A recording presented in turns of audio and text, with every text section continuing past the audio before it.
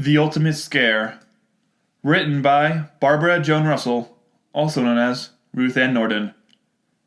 Narrated by Craig Norden and Ruth Ann Norden. 5 teenagers sat in a living room, watching a scary movie on TV. Did you hear that? A woman in the movie asked.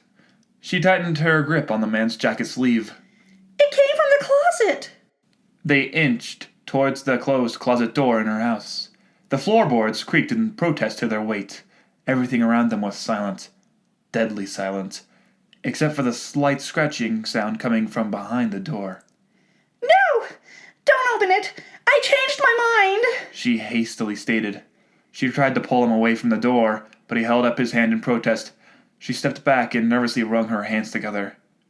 He reached out and touched the doorknob. He took a deep breath and turned it. Slowly, ever so slowly, he opened the door. A monster screamed and lunged at him.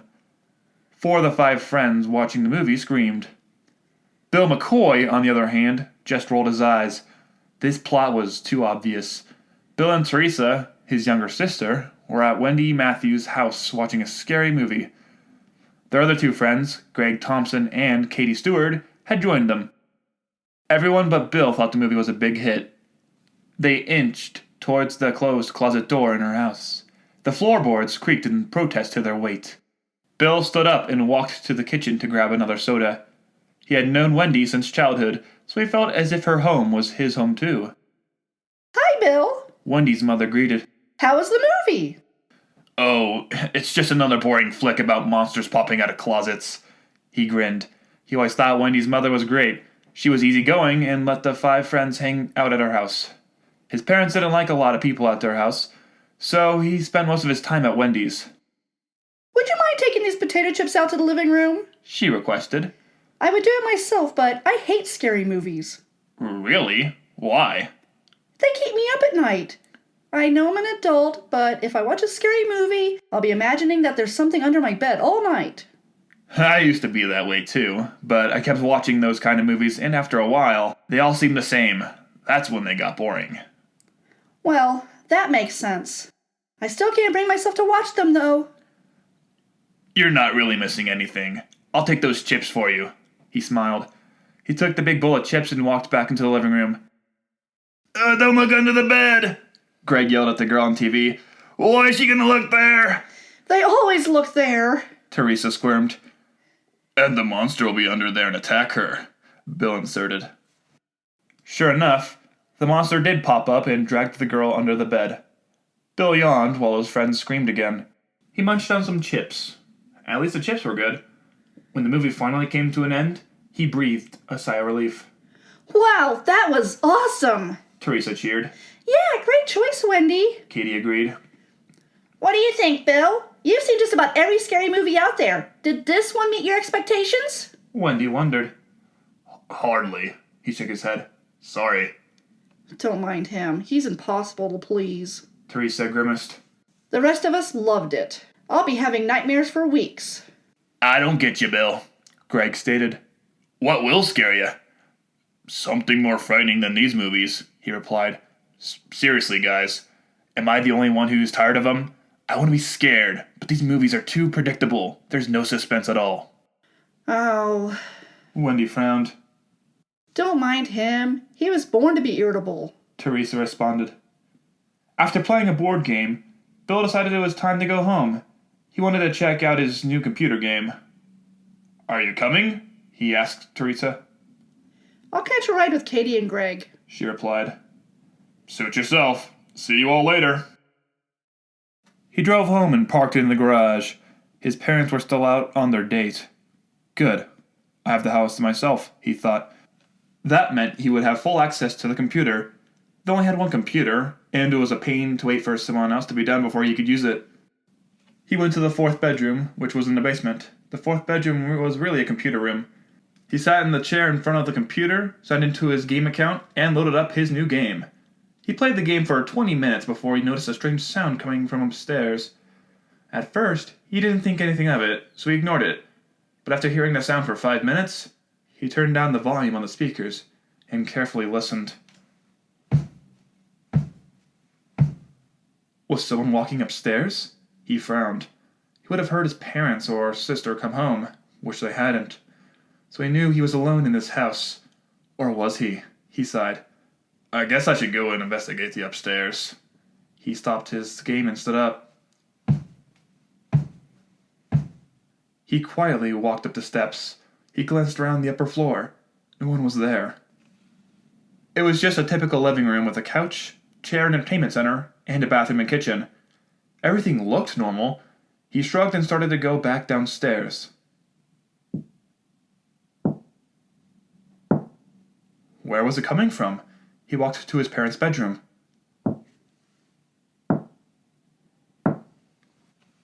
It was coming from the window. He walked over to it and pushed aside the curtains. He peered out into the darkness. That's strange, he thought. He could have sworn he heard the tapping coming from this window. He shrugged and quickly dismissed it. He walked out of the bedroom. Maybe I'll have a glass of water, he thought. He went to the kitchen and poured a glass of water from the pitcher in the refrigerator. He loved the taste of cold water. He paused as the glass touched his lips.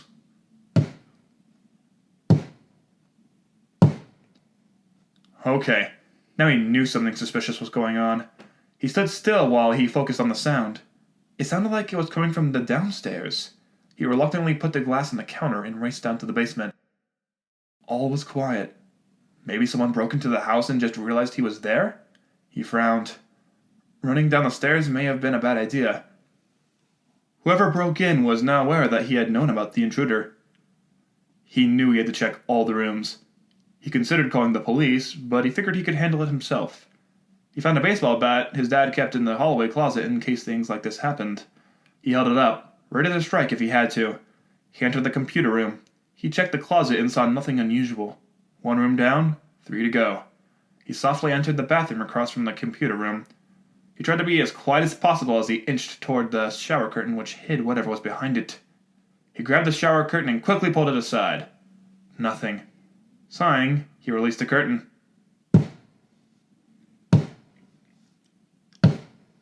This time, he went to the laundry room.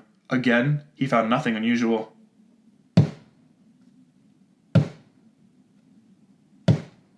That left only one room that he hadn't inspected yet. His bedroom. He tiptoed his way into his room. The room was dark. He gripped the bat firmly in his hand. This was it. He was about to face the intruder. Taking a deep breath, he opened his closet door. Just clothes and shoes. That left only one place that someone could hide. He knelt by the bed and slowly lifted to hid the bedspread. Ah! Someone screamed and grabbed his wrist. Hey! Let go, you creep! He yanked his hand back. He reached under his bed and took a hold of the intruder's arm. Come on out! The intruder struggled against him but lost. As soon as the intruder's identity was revealed, Bill gasped. It was his sister. What are you doing? He demanded as he threw the bat on the floor. She stood up and straightened her shirt. What's wrong with you, Bill? Doesn't anything scare you? Scare me? You were trying to scare me? Well, yeah. He laughed. Ha ha! Oh, this is great. You thought you could scare me. She grimaced. There's no need to gloat. You should know by now that it's impossible to frighten me.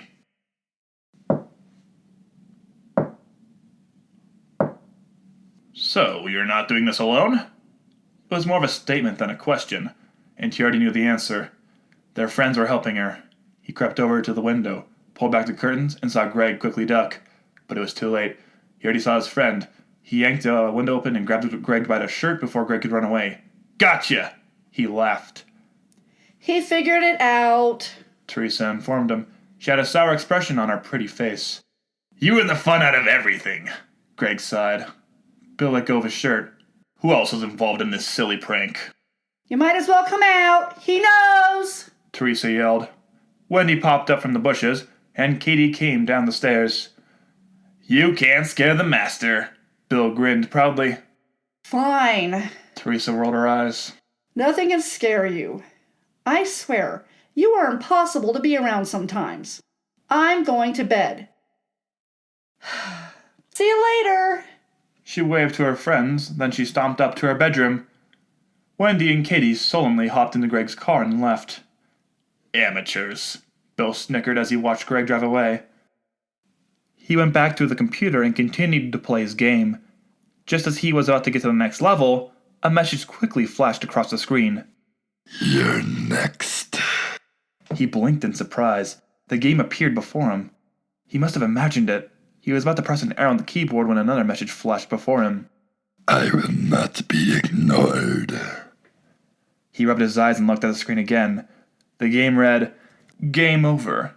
He must be tired. He was seeing things that weren't there. I'll go to bed, he thought aloud. He exited the game and pressed the sleep mode button on the keyboard.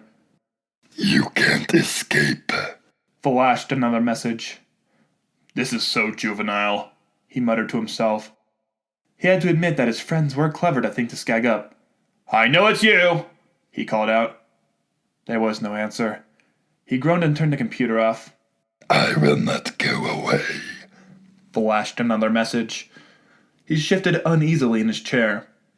Okay, so this was an elaborate stunt they were pulling.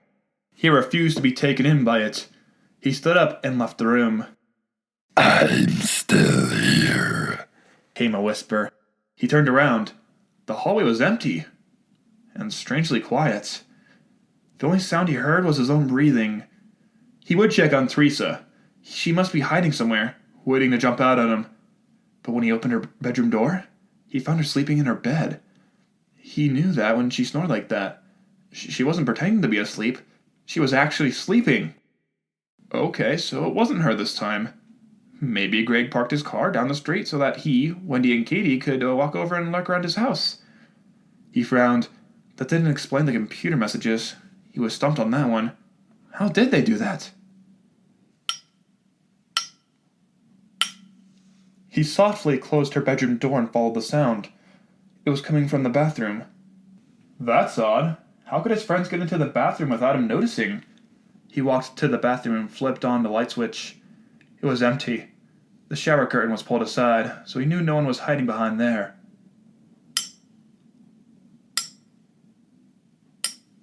He entered the room and opened the cabinet above the sink. This was where the sound was coming from. He saw nothing unusual, just toothbrushes, Band-Aids, and shaving cream. His parents and sister shared the same bathroom. He shut the cabinet door. In the cabinet mirror, he saw a dark hooded figure standing behind him. Gasping, he turned around. No one was there. He cautiously looked at the mirror again. He was alone. He laughed to himself, but the laughter was slightly uneasy. Imagine him getting all worked up over nothing. He shook his head. His friends would have a field day with this one. Thinking of his friends, he decided to go to the kitchen and call their home phone numbers to see if they had made it home or not. He dialed each number, and sure enough, they were already home. That's odd, he thought. So it isn't them. He hung up the phone. He glanced at the kitchen window. His breath stuck in his throat. He blinked. He could have sworn that he saw an old man screaming outside the window. He raced over to the window. He was on the second floor. There was no way anyone could climb up the side of the house and peer into the window. For the first time that night, he felt a shiver crawl up his spine. This was getting bizarre.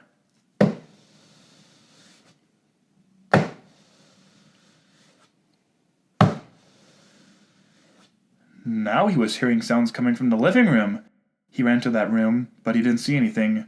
He swallowed the lump in his throat. Suddenly, he felt a sharp, cold tap on his shoulder. He rolled around, his blood pounding in his ears. Nothing. He was alone in his room. At least, he thought he was. Wasn't he? Calm down, he ordered. There's nothing to be afraid of.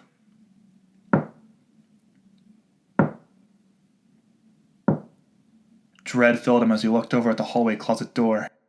He knew something was in there, something that wanted him, but what could it possibly want? And why him? He wouldn't give in to it. He refused to check it out. After all, that's what every victim in those dumb, scary movies did. He started walking down the stairs when the sound got louder. He kept walking. He wouldn't stare at the sinister shadows lurking along the stairway that threatened to reach out and suck him into the wall. Just as he reached the bottom step, a cold wave of air blew through the staircase. He shivered. Whatever was in that closet wanted him to check it out. But he didn't want to. He grimaced. The sound was unbearably loud. He crept up the stairs. He thought he heard someone laughing at him. It sounded like the laughter of children. Taking deep breaths to calm his pounding heart, he slowly inched to the closet door. You're mine. A voice menacingly whispered into his ear. He stood still in dread.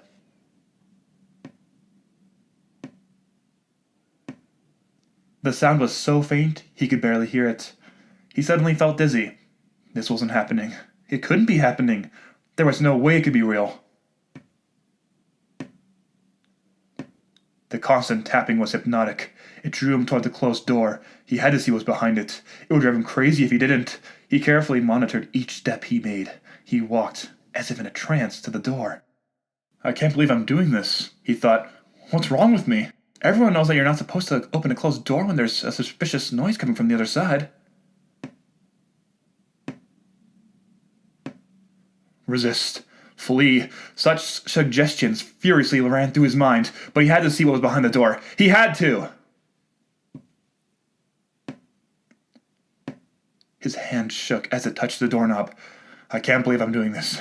What is wrong with me? He asked himself these questions, but reason no longer made any sense to him. His hand wrapped around the doorknob. He turned it. Don't do this, he warned himself. It's a trap. It's always a trap.